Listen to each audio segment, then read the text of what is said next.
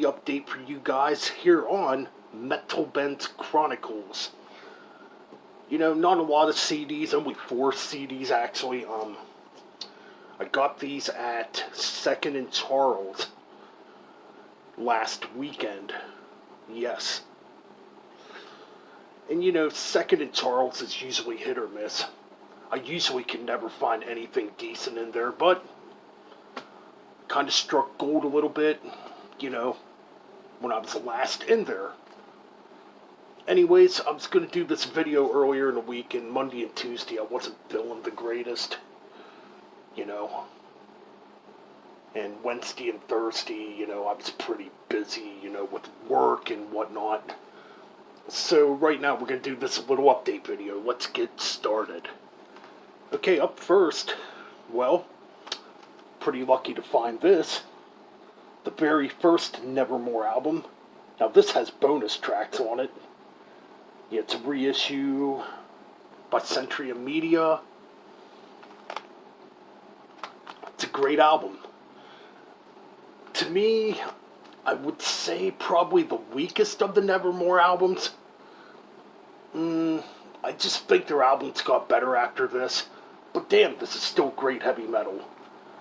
You know, really good album. And rest in peace to World Dane, who we lost a little over 2 years ago now. Up next, yeah, we got some Katakyslm. So we got 2010's Heaven's Venom. Yes, man. Pretty cool.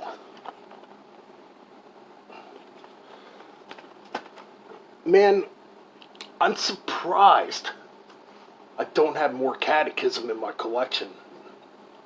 I honestly am, because I love Katakyslm. I think they're a tremendous death metal band. And I actually saw them live in 2010 in Camden, New Jersey at Ozfest 2010 with Motley Crue. Oh, who else was there? Halford, Solo, Goat Horror. Black Label Society was supposed to be there but didn't show up. Drowning Pool was there, whatever. Nothing Face. Yeah, them are all the bands I can kind of remember. Kingdom of Sorrow. But yeah, I was at that Ozfest in Jersey. I thought a riot was going to break out when Zakk Wylde canceled out. And I believe it was due to the weather, because it did rain at that show. Whatever, though. It was still a pretty cool show. And I got to see Katakyslm there. And they were amazing live. And that would have been around the time this album came out. Up next, we got 2004's Serenity and Fire. This album is freaking killer, man. Lots of killer riffs on here. I would say the difference between this album and this album is there's more melodic death metal on this album as opposed to this album, which is more straight up death metal, but there is melodic death metal influences on here. And just absolutely brutal, brutal riffs and drumming.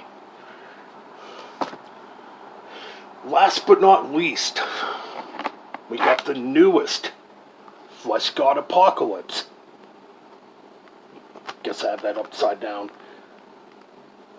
Yes, Fleshgod Apocalypse, which came out last year on Nuclear Blast.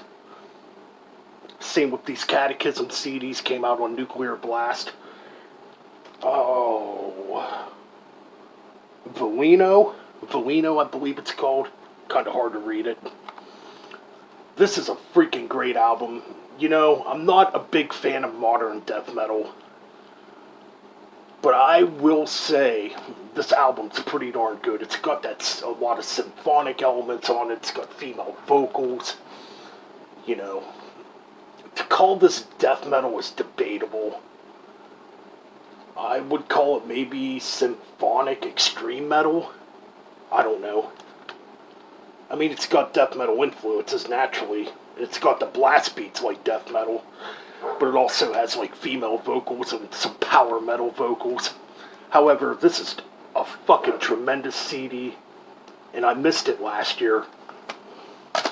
that's it for this update here on Metal Bent Chronicles. Keep it metal.